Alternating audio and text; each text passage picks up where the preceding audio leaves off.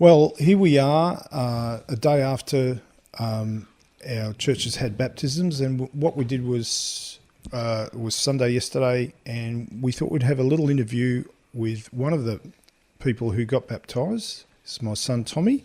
Hey. And Tommy came to a decision that he wanted to be baptised, and I thought what we'd do is we'd just talk about that for a little while. But before we do that, I thought I'd read a couple of scriptures and just explain those scriptures a little bit. So if you want to turn to Mark, or you don't have to, in chapter 16. Yep. And verse 15. And I'm going to read that out. So it says, and he said unto them, Go ye into all the world, preach the gospel to every creature. And he that believes and is baptized will be saved, but he that doesn't believe will be condemned. And it goes on and it says that signs are going to follow believers. In my name they'll cast out demons, they'll lay hands on the sick, and they'll speak with new tongues. So that's a bit of a paraphrase. And if they drink any deadly thing, it won't hurt them. So one of the things that Jesus talks about before he goes is that believers, or we were to go in and talk to people, and believers would actually get baptised. So, Tommy, why did you come to the conclusion that you wanted to be baptised? I believe I just came to a point in my life where I wanted to make a commitment to the Lord, and I just thought it was the next step in my walk of faith, or walk with the Lord. So you'd see it as a level of commitment? I would definitely see it as a level of commitment. I am a believer, and I was a believer before being baptised, but I just saw it as a external expression of my commitment in front of people as well. Yeah. Now, we were getting ready to go down, and you felt a little bit of pressure, I think, before we were going to get baptised, which didn't surprise me, by the way, because I think before you're going to do something spiritual, I think there's always a bit of a pressure cooker where, Satan's always trying to talk us out of doing things by faith, and he tries to put doubt in our head and into it, which will eventually come into our heart. But you found that as you were getting closer, I think it would be fair to say that you felt like you're in a bit of a pressure cooker. It was definitely something like a pressure cooker. I guess internally, I was in my heart, I was struggling with it a little bit, only because actually it was kind of funny. I had a lot of condemnation start rippling up that I didn't even know was there, interestingly enough. And a lot of old feelings and doubts and thoughts that just bizarre ones, like I couldn't handle it, or I'm not ready for committing to the Lord in that sort of way. Just fear was coming up. Anyway, yeah. So, well, that makes sense, because I know that a lot of times there is spiritual pressure to talk them out of that commitment, and so it makes sense that just before you're going to commit, here come all these doubts, and it's interesting that there's condemnation that's coming up against you, trying to talk you out of committing. All right, so just run us through. You're at a stage where you're wanting to back out, and how did we get from a stage where I'm wanting to back out to I've made a decision to go down and become baptised? I guess I just had all this stuff bubbling up, and my father actually prayed for me and just asked the Lord to intervene and get the heaviness off, because what Dad believed it was the Spirit, and I actually do believe it was the Spirit as well, because it was this feeling that I've had previously. And again, as I was saying before, it's something I haven't felt for a while. And obviously, it must have known it was going to be cast out. All right. So that brings us to another thing about baptism. It's interesting that baptism in the New Testament is likened to the Israelites going through the Red Sea. Now, Paul talks about that in, I think it's 1 Corinthians chapter 10. He says, we've all been baptised, just the same way as the Israelites were baptised in the Red Sea. And we were talking about the wonderful part about baptism, and it's really like marriage to a large degree, is that once you publicly declare your loyalty in front of people, and you make a declaration that this girl is my wife, that's part and parcel of being married. You have to make a public declaration that you are now committed to this girl till death do us part. And the baptism, to me, represents that with Christians. That's why Jesus said, if you believe, obviously, and not everyone has heard the message of baptism like we've heard it, and so people have got different interpretations, of course, but what happens is that I believe that once you publicly declare your faith in Jesus, it's interesting that going through which baptism is, and I think there are a few people. We went down to the local river, and it's a public place, and of course they weren't doing the same thing we were, but a bit of a temptation to want to back away from being publicly exposed, and like it kind of looks a bit strange when we're going out for a swim. But one of the problems, of course, was that we didn't have a baptismal. For those people that don't know what a baptismal is, and there might be some people that don't, a baptismal. Now, there's just a bit of a side note, but I grew up as a Baptist.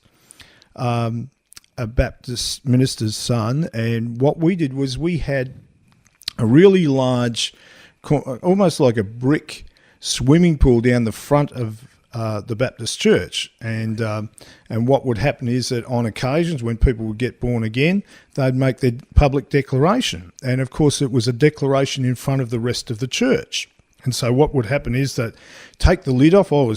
As a kid, I was very interested in this thing because I thought, oh my goodness, here's something totally, because it was mostly covered up and you never saw it. And then what they do is they take the lid off, fill it up with hot water, and it'd take probably a day and a half to fill. And it was just intriguing for me. I remember when I was very little, at I think I was probably about 2 years old, Dad was baptising. Now I can't remember this. This is just what my mother said. I was with my mum, and Dad was, what he'd do is he'd get into the water, and then I was down the back, and I happened to say out loud to Mum, "Oh, Mum,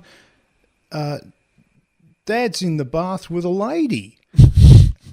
And of course, she was horrified, grabbed the child, and took me out of the building.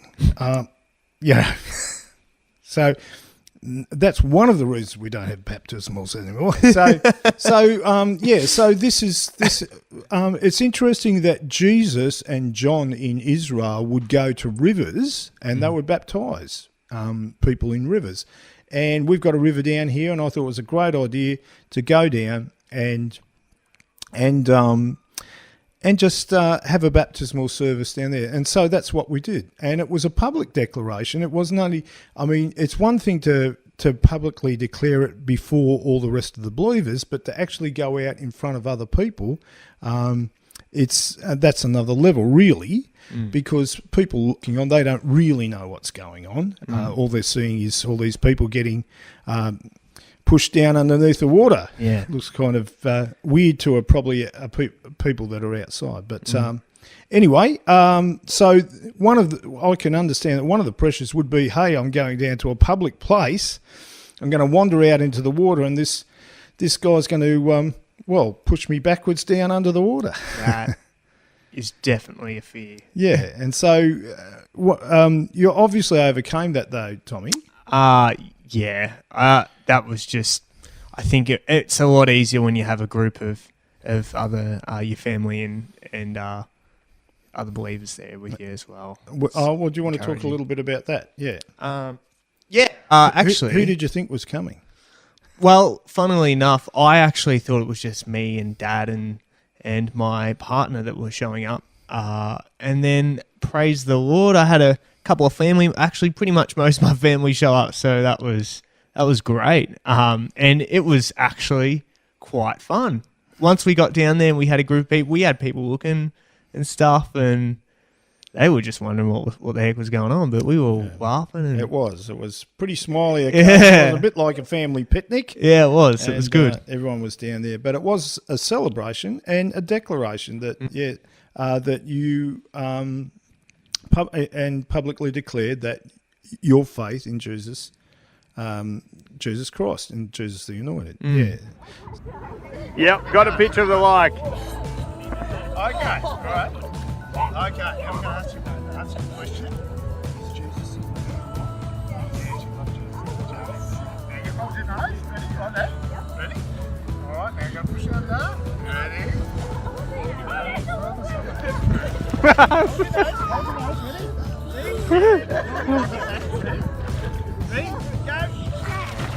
Hey!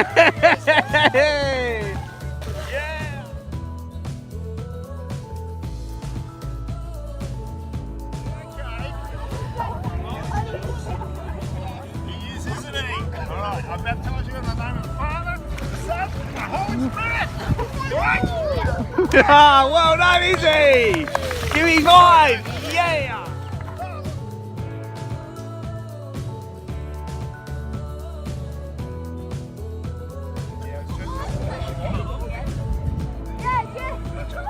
Alright, so I'm going to baptize you in the name of the Father, the Son, and the Holy Spirit. Ready?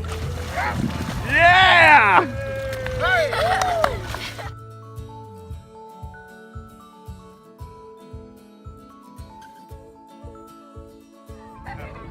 Alright, now I'm going to ask you a question, right? Is Jesus the Lord of your life? Yes. Yes.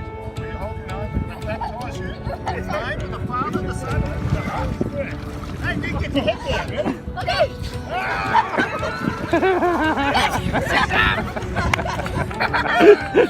Good work, Pete.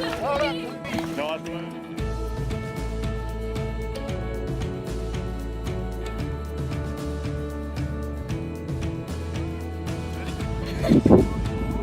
Yeah, this is the nose, ready? I'm going to baptize you in the name of the Father. Alright, hold it. You're right! All good! Well done.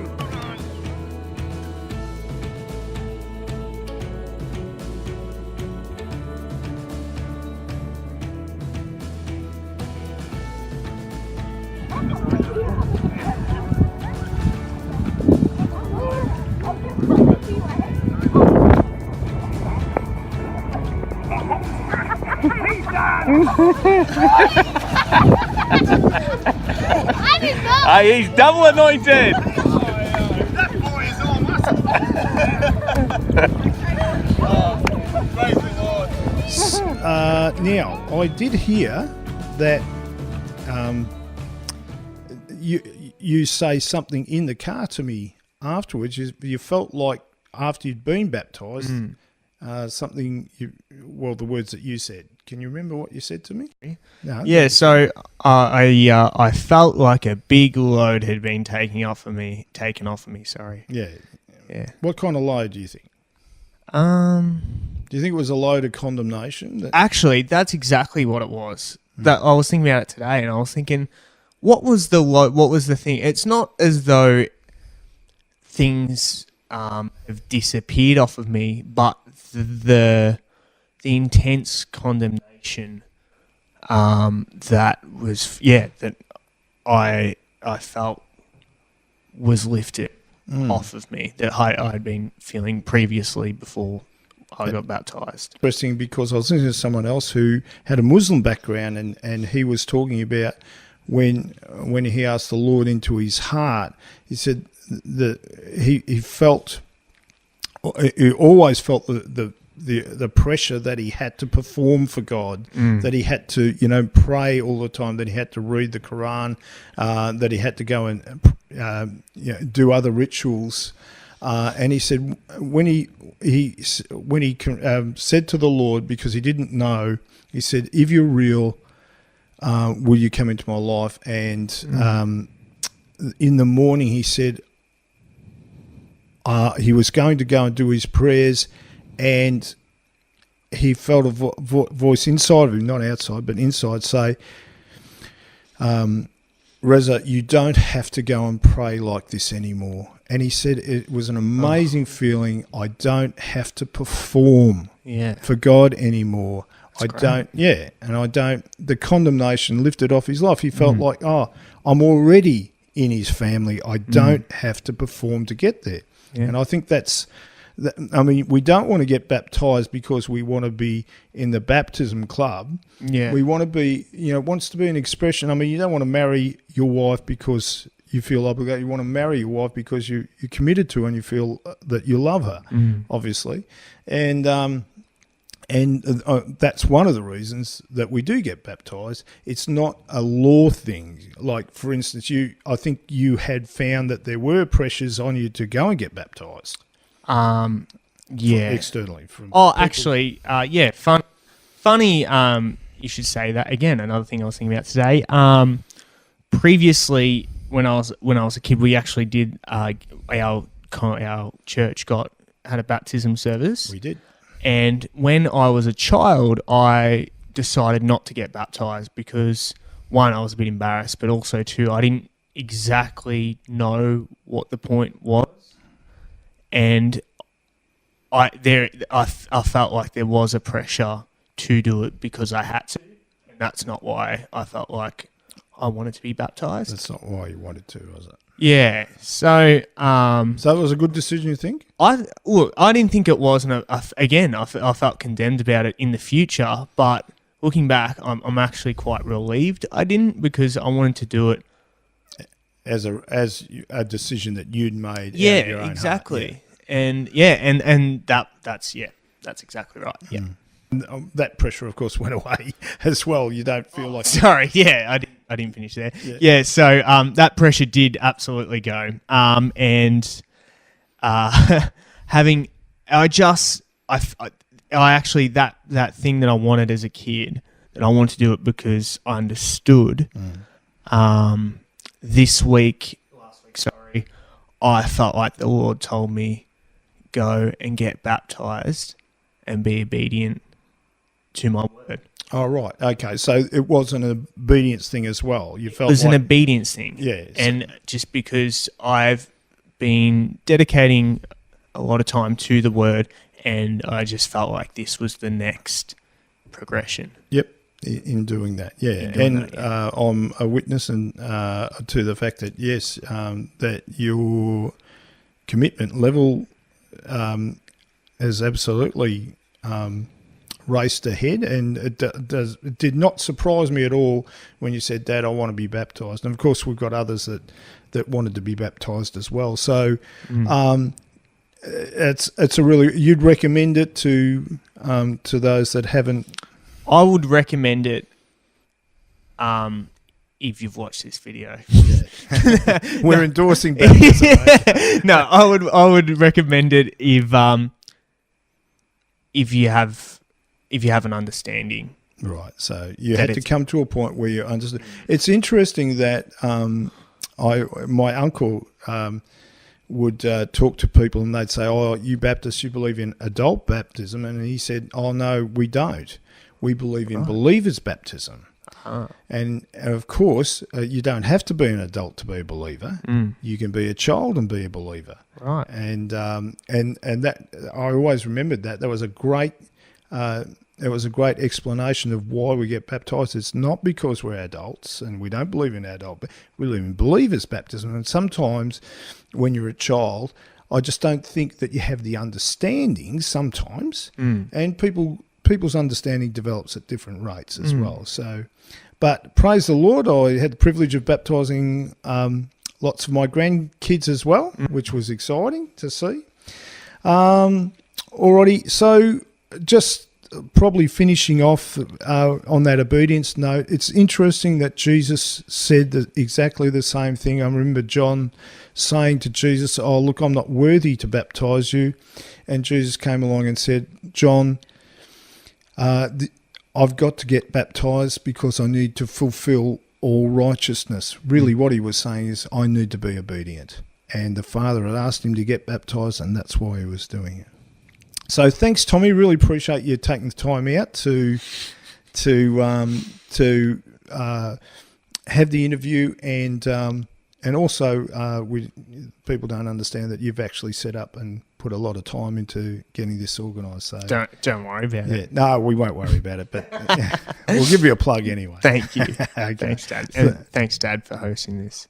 Great idea. No worries. All right. Thanks, Tommy.